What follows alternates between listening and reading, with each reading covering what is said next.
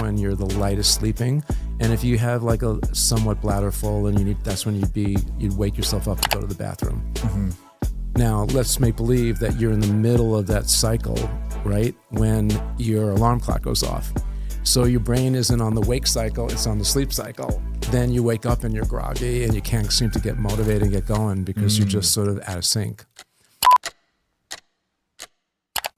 All right, guys, got Robbie back here again. Excited for this one to talk the future of medicine. Yeah, oh, cool. Yeah, great topic. Yeah, what's that looking like, you think?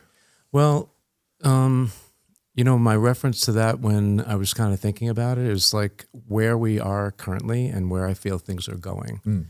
And I feel there's a big movement, and it's been stimulated by a lot of the excitement around like red light therapy and harnessing the subtle frequencies in nature.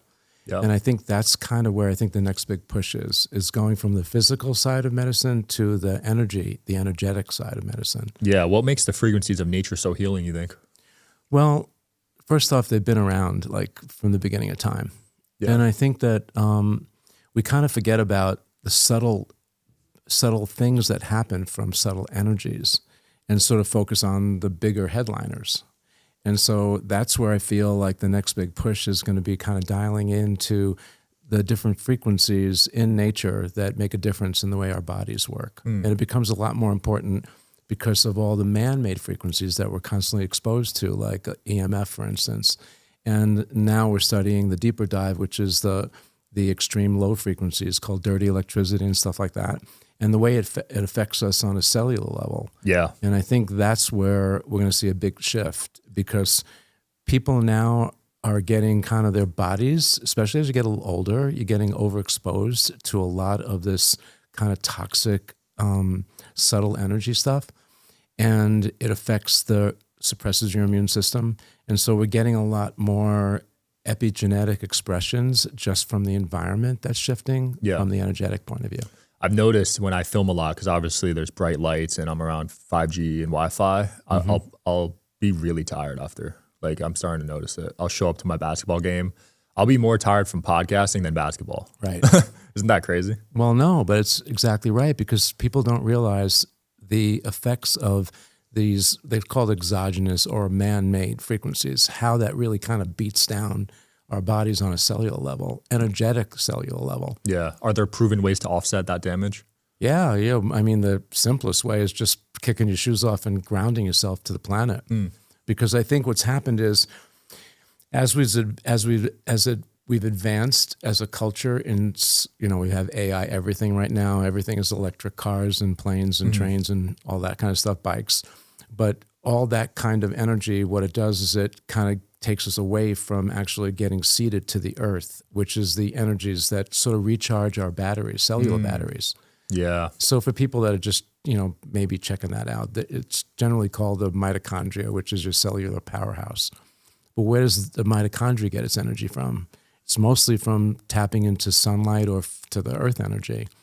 And when we walk on the earth, because most of us don't walk barefoot, we don't even think to walk barefoot, but because we're walking on the earth but not actually touching the earth, there's that insulation, like even your gym shoes or your sneakers, you're being insulated from actually the energies that That's are the coming rubber in the shoe, right? Yeah, yeah. That's why you made the Therasol, so that kind of, you put it in the shoe, right? Correct. And it connects you? Yeah, and there's also chips in the Therasol that generate the frequencies of the ground and of, the earth energies. Yeah. And so whether you get it directly from the earth or you get it from the imprinted holograms that we put in the Therasol, we're basically supplying the body with a recharge. I need to start wearing that because I just measured my chakras yesterday. And my root chakra was really messed up. Yeah. So and that's what it is. You get stuck in a certain place. Yeah. Yeah. But you gotta keep those in check, because if your chakras are off, that could really impact you, right? Totally. Yeah. Are you testing yours pretty frequently? I do it all the time and try to get centered. And then, especially if you're doing body work or you're around people where you're laying hands on them and you're transferring that energy, then you really need to check in with your own to make sure that you're centered and you're grounded. 100%. Yeah. I noticed a lot of healers don't live that long, and I was like, why is that? So I started looking into it. Yeah. They're not balancing their energies because they're taking on so much trauma.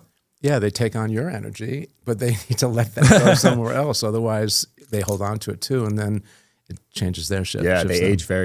Shout out to today's sponsor, Specialized Recruiting Group. When your company has a position to fill, are you really seeing the best candidates? Sure, you get plenty of resumes, but you may be missing an untapped resource. Ideal candidates who are not currently job searching. People who are not actively looking, but who may be open to the right opportunity. It could be the difference between a good hire and a great hire. Specialized Recruiting Group is ready to find the talent you need. Go to srgpros.com, see how our recruitment specialists with a deep understanding of experience and expertise you need can find the right fit for your business. After all, you deserve to see the best candidates possible, both active and passive. Whether you're looking for a contract or a direct hire, Specialized Recruiting Group is ready to find the talent you need. So go to srgpros.com right now to get started. That's srgpros.com. Specialized Recruiting Group, a tailored approach to hiring. Very quick, man. It's fascinating. Yeah, you got to figure out where to put that excess energy. Totally. And it doesn't take a lot to shift it. You just more like the consciousness to know that you need to do that just to keep your own balance in place. Yeah. You still hitting the sauna a lot? Oh my God, every day. I love sauna. Isn't it great? Yeah. It's the most beautiful way to start your day, I find. I've split tested it. Yeah. I've done days where I don't start with it versus I do. And I feel it's night and day. I mean, yeah. Well, it's really just tapping into the particular version that we have, the 360 plus. What it does is it emulates the early part of the sun. And we have, circadian rhythm and a bio clock inside all of us. And oftentimes that gets that shifts a little bit. Right. And then that runs into people having sleeping challenges and so forth, And so when I do my sauna, which is my routine is I get up pretty early. I don't use an alarm clock. I let my body wake me up to my natural time. Mm. And that's also kind of interesting because, most of us sleep until the alarm wakes us up, but that may not be necessarily the same cycle that your brain is going through. So your brain cycles every 3 hours. So let's say you go to bed at 9 o'clock. Mm. By 12, you're going to cycle. You'll have a full cycle. And for guys, well, most people, like if you're in a low cycle, your brain, that's when you're the lightest sleeping. And if you have like a somewhat bladder full, and that's when you'd wake yourself up to go to the bathroom. Mm-hmm. Now let's make believe that you're in the middle of that cycle, right? When your alarm clock goes off. So your brain isn't on the wake cycle, it's on the sleep cycle. Then you wake up and you're groggy and you can't seem to get motivated and get going because you're just sort of out of sync. So I just let myself wake up naturally when my body tells me it's I've definitely woken up on that cycle where I feel like I'm sleeping. Yeah. So it's every 3 hours. Every 3 hours, the brain will cycle. So would it be smart to sleep either 6 or 9 hours then? That's usually the best way. Okay. But then the caveat to that is what's called sort of maximizing or REM sleep or the healing sleep, that deeper sleep. And if you can get yourself into, usually most people, if they get a decent amount of quality sleep at night, that's not quantity. They can get like an hour to an hour and a half of that REM deep restorative sleep. And that's the one that's the most important. So your brain goes through different frequency cycles. Beta cycle is that sympathetic dominance where you're fight and flight and you're always anxious and you're at the edge of your seat. That's where most of us are these days. Beta. And we get stuck in beta. Oh, beta. With all of the influences. I mean, we're in Las Vegas today, right? And Vegas is all filled with energy and people and excitement. So you're constantly pushed into that excited state. Mm. But in order for your brain to actually be responsive, you'd have to have a coherent relationship between your left and right lobe of your brain. And you have to easily move from being in a fight and flight to a calm state. And that's the alpha state. After that, you have theta, which is sort of the hypnotic state where it's kind of like, if you ever been to a dentist and they say, I'm going to put you into a light sleep state, that's theta. Is that from the gas? Yeah, the gas or something like that. That's usually, by the way, when my wife likes to hit me with whatever she's interested in buying, she gets me into theta. She waits till I'm in theta. Then she says, then I'm sort of like, oh yeah, anything you want, honey. That's a good dating hack right there. So, but theta is precursors that deeper sleep, that restorative sleep. And that's where the brain will elicit hormones like growth hormone and repair hormones and detox hormones. And that's really very important for us to all go through. And I think what's happening in these days is with all the blue light exaggerated frequencies that are from the devices, like, you know, people touching their phones and stuff like that before bed and things like that. It prevents the brain to get into that quiet restorative place. So when you're young, maybe it's not as obvious, but as you get a little older, it becomes a little bit more obvious. And if you're a little older, or if you have a chronic health challenge, now it's really, you know, takes you over the top. Yeah. So we can reverse that trend really easy. That's exciting. Yeah. I bought a Faraday bag for my phone at the A4M conference. Oh yeah, that's a good idea. Yeah, because I used to sleep next to my head with it, and that's probably not the best for you. Yeah. You know, everything we do, we started remediating electromagnetic fields 17 years ago. Crazy. On a whim. But still, now it's becoming more important. But that's also because look at the cell phone industry. Like, look at just what we're seeing now these days. Yeah. It's really something else. It's important. Yeah, I just bought a brain tap too. Okay. Just how do you keep like track that? of my waves. It seems like it's paying off. You know, have you tried it? Yeah, I know the inventor of that technology. Yeah, he came on the show, and it was really interesting. Yeah. I mean, it's good to be at least aware of where you're at, so that you know what to work on. Yeah, and I developed a heart rate variability program. That's been around for a while, and there's a company called Heart Math, and people that are listening in, they know about it. But what we did was we took the core technology, and then we built our own sort of metrics and different ways to analyze the way the brain waves and the heart waves work. And so I use that as an instrument because it's non-invasive. Sean, you just put these little cuffs on your wrists and you get a live feed of how your heart is fluctuating. Really? And there's a deep connection between your heart and your brain waves. And so I can actually use a mathematic algorithm to derive my brain function from the way my heart is functioning. And so that is a great way for me to be able to take a device that I want to say, hey, I want this device to calm your body down. How do I prove that does that in a non-invasive way? And so I use my heart rate variability program to do that. That's interesting. Which we lent that technology to Patrick Porter. Oh, wow. And that's what he uses in his conferences and to demonstrate that his stuff works. Small world. Yeah, right? So does the heart have a mind of its own? Because there's that famous song, like, Listen to Your Heart. Totally.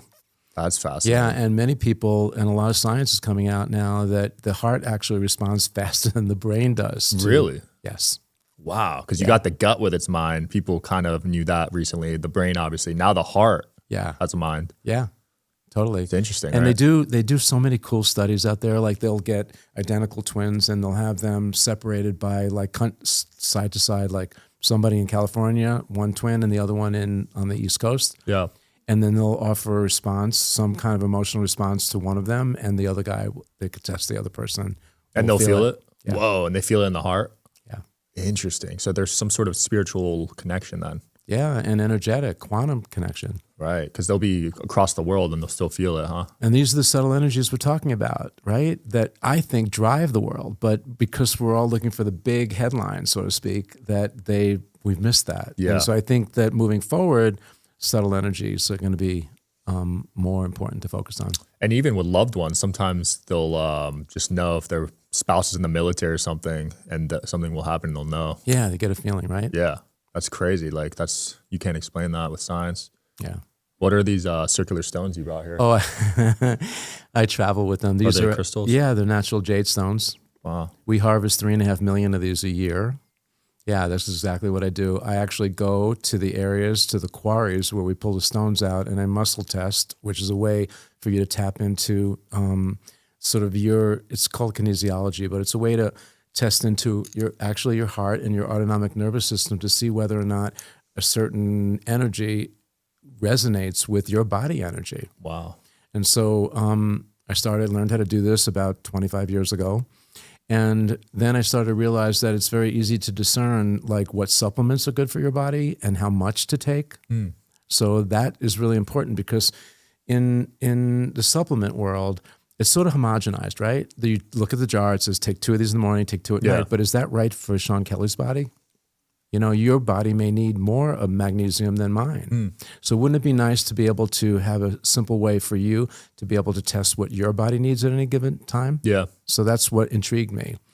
That was where I was kind of going with when I was talking about what I think the future of medicine is, because when I travel now, and it kills my wife, I have an extra suitcase just with supplements because I won't sit there and spend 5 hours taking out, like 2 of these and 4 of those and put that all out for me for the week or 2 that I'm traveling. So I just throw all of my jars or containers into a suitcase and I travel with it.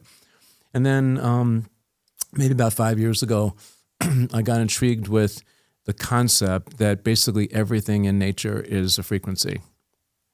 And if you could identify exactly what that frequency is and tag that to a vitamin or a supplement, then, and that you'd be able to sort of define by the energetics of that, how that would express with your body, right? So this is kind of maybe a little bit out there, but I know that your crew can take it. When you digest food down to its smallest component, it really turns into the energetics of that food source. And that's what your brain, and your pituitary gland becomes like the apothecary of analyzing your chemistry, what you need, and also what energies, like what's deficient, and then the messages that your brain gives you in order for you to be able to identify that particular, let's say, food source. So let me ask you a question. Yeah. You ever get a craving for any kind of foods? Yeah. What do you crave? Sometimes sushi, sometimes meat, Okay. Depends on the day. All right. Now let's say, I'm going to shift for a minute and this is my famous story about the banana. Yeah. All right. So do you know that a banana, when you eat a banana, that you'll get potassium as a source? Yeah. Right. So you know that intellectually. You probably learned it in high school, right? Yep. Do you ever, could you imagine getting a craving for the concept, or in your mind getting a craving for banana?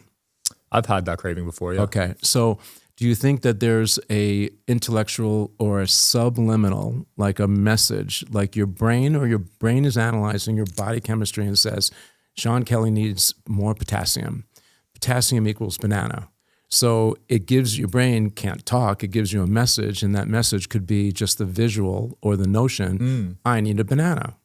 And it's really just satisfying a physical deficiency, chemical or vitamin deficiency, supplement deficiency that your body needs, right? Yeah. So now you go around, you eat the banana, and all of a sudden you're satisfied because your brain says, wow, I wanted it, I got it, I'm really cool with it. And then, but you're also getting that potassium in your body that probably stimulated the thought to start with, right? Now, if you take digestion of that banana down to its simplest form, I mean, I'm talking about you break it down, and now you got it, the frequency of that banana is resonating in your body. Is your body really responding to the physical eating of the banana or to the frequency of the banana? Wow. And the potassium, right? Yeah. On its simplest form, because if all of life is reduced and defined by frequencies, right? And the frequency of potassium is in that banana, and that stimulated the thought, then in theory, I could be able to just take the banana or the frequency of banana and put it next to my body, and my body chemistry will readjust because it's now getting the influx of that frequency of banana. Or potassium, crazy. Right? All right, so this is where Robbie's at right now and where I think the future's going. So I've got this huge suitcase of supplements that I travel with, right? And it's annoying as hell because it's, whatever, what a pain it is to travel anyway.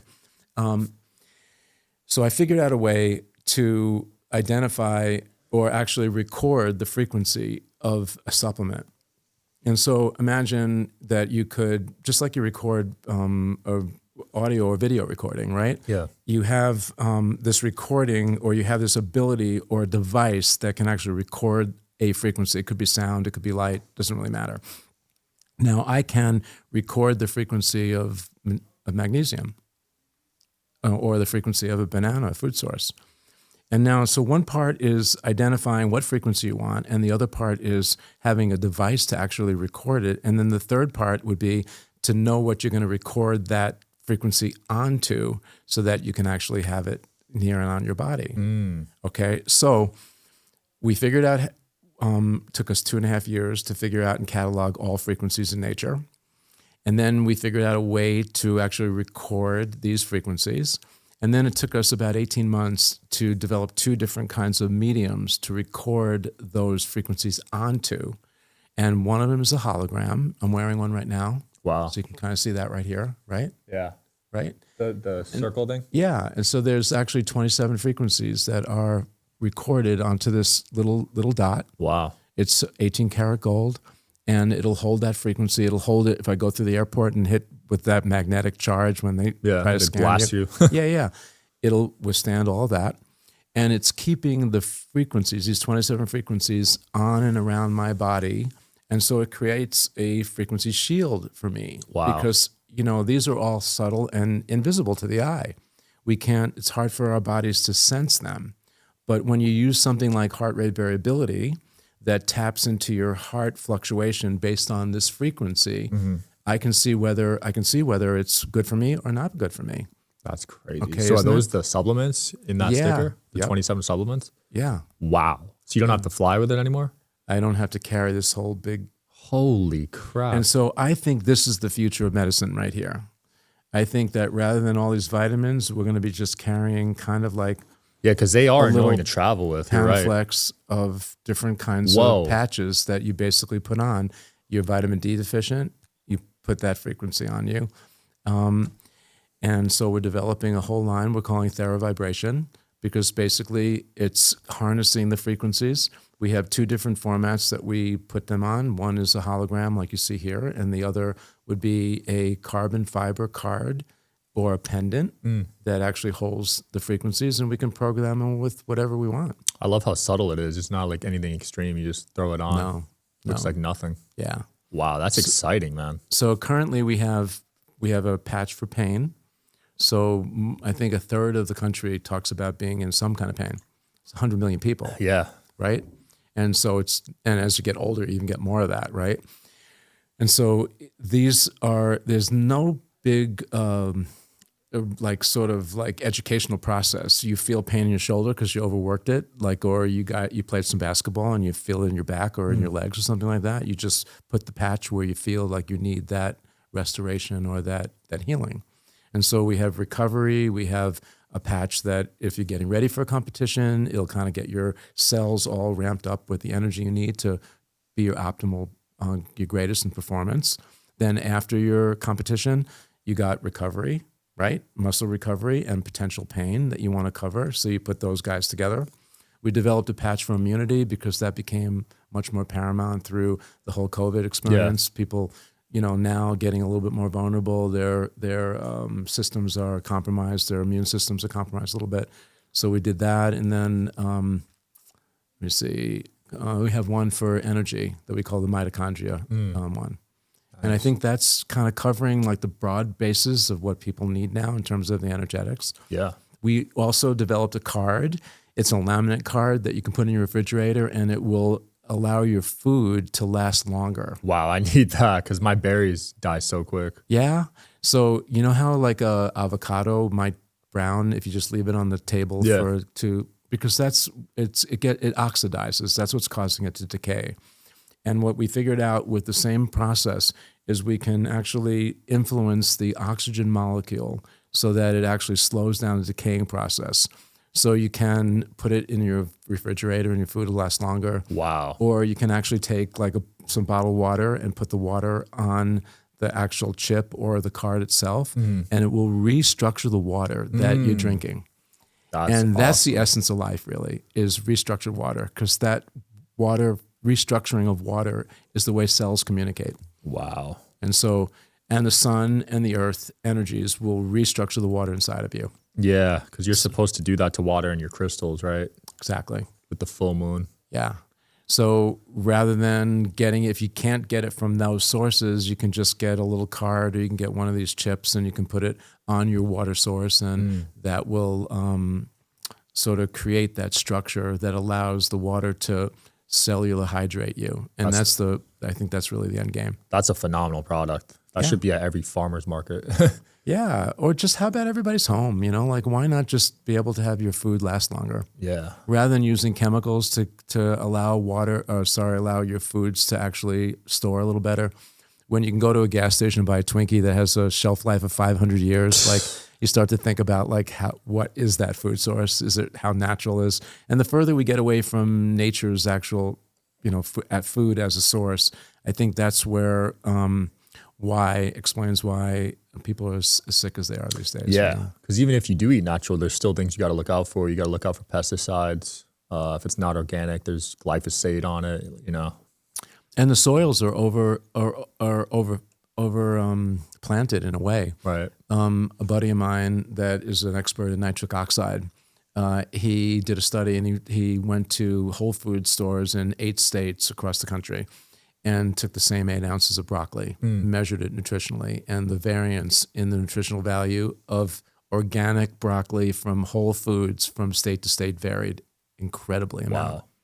So you're spending good money, but you're not realizing that the foods are coming out of soils that don't have the proper balance and nutrients in them. And so even though you're eating broccoli and you think you're doing it right, you're not getting the nutrition you need. And I think that's why we need to get sort of patches like this, or understand that it's important to use plant-based supplements and organic supplements, because the food sources aren't really reliable anymore. Yeah. Are you plant-based right now? Yeah. No meat for how long? No, we do eat meat. Oh, you do? But we just kind of do it. Cycle? Yeah. I think that's the way to do it. Everyone's looking for a diet to eat the rest of their lives, but I heard from Asper, you should be cycling different diets. Totally. I think that has to do a lot too with the way your body chemistry is. And I agree with him that way, because if you get into a routine, there's a diminishing return. So you probably even see this in sports. Like if you're lifting and you're doing the same routine Monday, Wednesday, Friday, you get a really steep curve of gaining muscle or whatever you're going for. Yeah. But then after a while, your body gets to know that routine. And so it starts to kind of level off like that. And then if you overtrain because you just want to get that extra bunch of extra muscle, or you want to lose that extra weight, then it becomes catatonic where you can actually start breaking things down. So the key is to keep tricking your body. The key is like, don't get stuck in any routine. And even if it's just like Monday, Wednesday, Friday, let's say legs on Monday and arms on Wednesday or whatever, just do the same exercises, but just change the days around. Yeah. And that can make a huge difference right there. Absolutely. Yeah. People with these extreme diets and they're telling everyone to get on it, like the carnivore diet or whatever it is, vegan, it's kind of dangerous. Well, I think it's good for a while, but it's not good for like your life. Yeah. Agreed. Yeah. What else are you doing for biohacks these days? Well, we come out, we're always doing new things. And we're focusing this year in 25 on more learning experiences, getting people really to understand what to look for in the signs. Yeah. Start listening to their inner voice in their bodies to kind of get a feel for what their body is telling them is good for them. Because I think mostly we're relying on outside sources to tell us what's good for us, or what they read or what they saw on Instagram. But listen to the voice inside of you. Like the little doctor, your voice inside of you is a better doctor than me. Your gut feeling, right? Yeah. Be intuitive. Understand whether it's good for you or not. You certainly know you interview a lot of people and you can tell from the energy of people that you're with whether or not it resonates for you or not. Yeah. There's a test, right? If you hold something up and if your body is weak.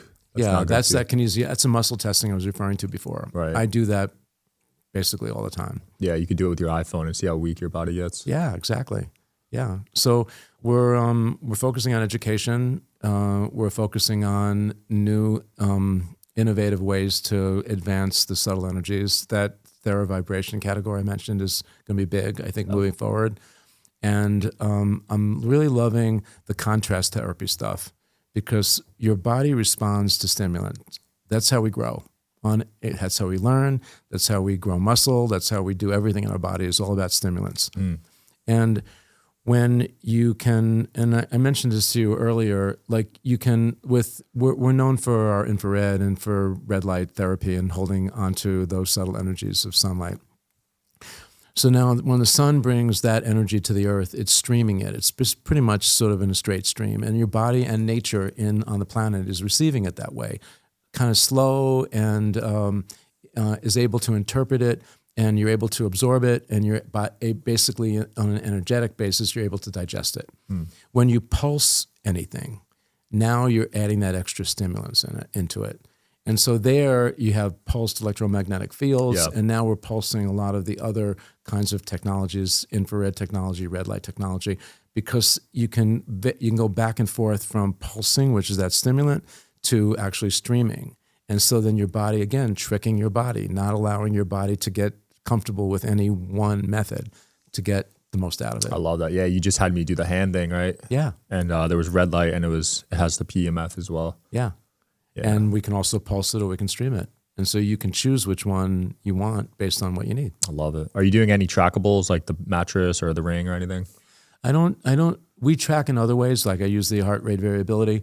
There's some challenges with, it depends on what you're actually looking for. I like the wearables. It's great information, but generally they're like static snapshots.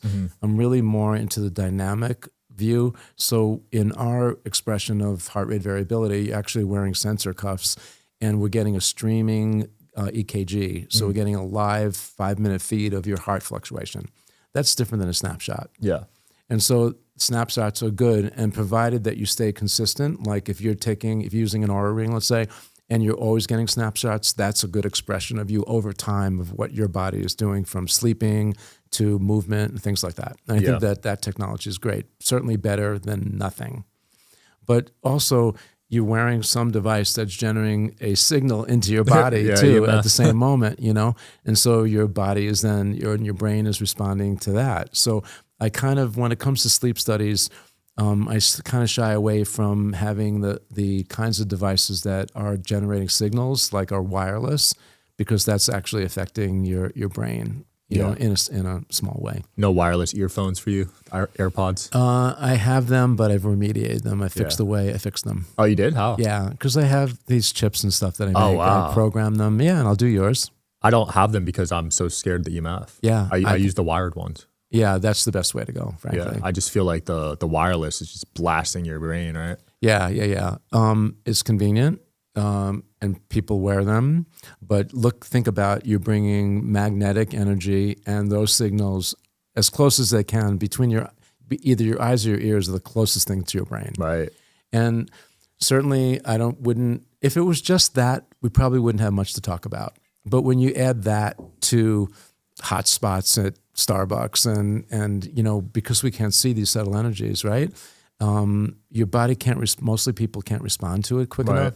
And then they don't realize why they're not sleeping well, why they, are tired, extra tired in the morning, why they're not focused, and why we have things like early dementia and challenges as you get older because, you're a younger generation, but imagine if your generation for the next 20 years were just plugged into all these devices all the time. We don't know the long-term effects yet. Yeah, we're getting it now. We're just trying to feel that. Could you fix electric vehicles too? I actually stopped driving mine because I'm worried about all the EMF. Yes, we can. Really? That's exciting. Yeah, I stopped driving my Tesla because I saw someone hold up a meter while you're charging it. Yeah. Oh my gosh. I recognized that when they first came out. Wow. And it's not like the companies aren't socially or they have to be aware, right? Well, they are, but the problem is that the two agencies that actually control that are the FTC and the FCC, and there are no health-minded people that sit on those panels, and so it's all about money. Yeah. And I understand it, but we won't know for 10 or 20 years from now what exactly the effects of some of that is, and because it's not regulated, and a lot of countries like in Europe, they're going from wireless to wired. So because of the very same things that you're already thinking about intuitively. So I agree. I mean, I think too much of anything is not good for you anyway.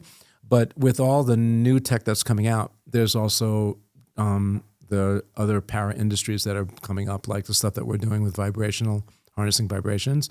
And those things will offset what we're seeing in the sort of a counterculture sort of approach to it. I think with all the problems that we're going to see from the tech, we're also going to see really cool tech coming out that's going to actually offset or remediate. Agreed. What do you think of people like Bill Gates and companies trying to recreate meat, like artificially create it? Not very much. I'm not a fan of that either. Yeah. I just feel like it won't be the same, right? Of course not.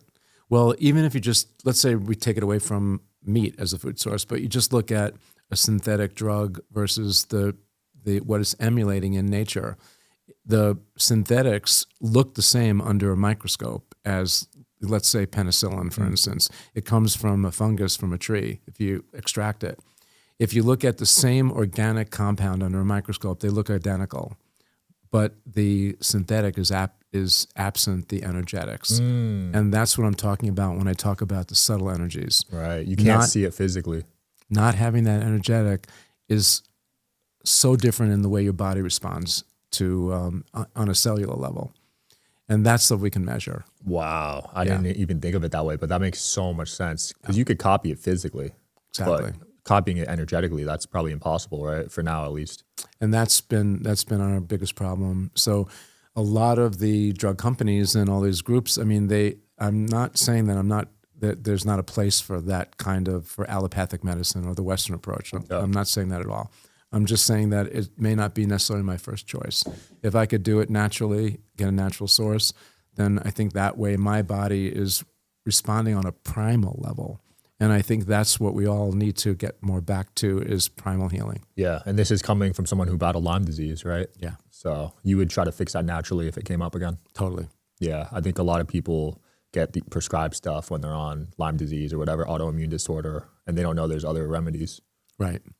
Well, they don't, and it's also a little bit harder. Like there's a little bit more work. You have to own that challenge a little bit. Right. And it's sort of easy to take a pill, or it's easy to get a shot, or get some IV therapy and stuff like that. It's much easier to do that.